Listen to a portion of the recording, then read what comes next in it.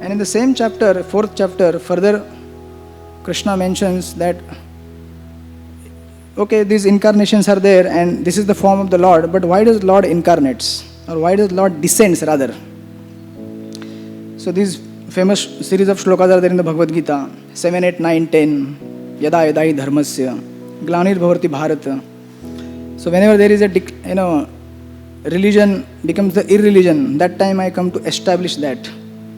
But more than that, Krishna, as he goes ahead, the depth of his purpose of coming to this world, you can see, he says, it is not just to establish the religion. And that religion is also not a Swayam Pumso Parodharma, not the transcendental religion. Whenever there is law and order is disturbed, then the government is, formed.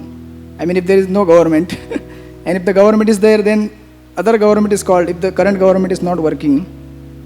So similarly, Krishna comes, but he says that more than that, I come for paritranaya sadhunam and vinashaya cha dushkritam. And more than vinashaya, he comes for the paritranaya sadhunam, to reciprocate with the devotees. And even more than that, as you go ahead, Krishna says that janma karma chame divyam evam yavetitatat. Actually, I come to attract you to myself. I come so that you can, see my original form as I am in the spiritual world. You can see my pastimes. You can experience my mercy. You can experience my compassion. So he comes, more importantly that's why see, he descends. Otherwise, see, the all other works, like, establishing religion and destroying the demons, they can be done by Krishna through his various agents. No need to mention the current situation. It is very evident that how material nature acts so smoothly and nobody can surpass it. So for Krishna, he did not come just to, destroy the demons or establish some law and order. But his purpose is to attract our heart to, his pastimes, so that we can go to, otherwise see, Krishna may come and just establish the religion and we may feel very happy. Okay, now, roads are clean. Now I am getting my food. My, property is protected.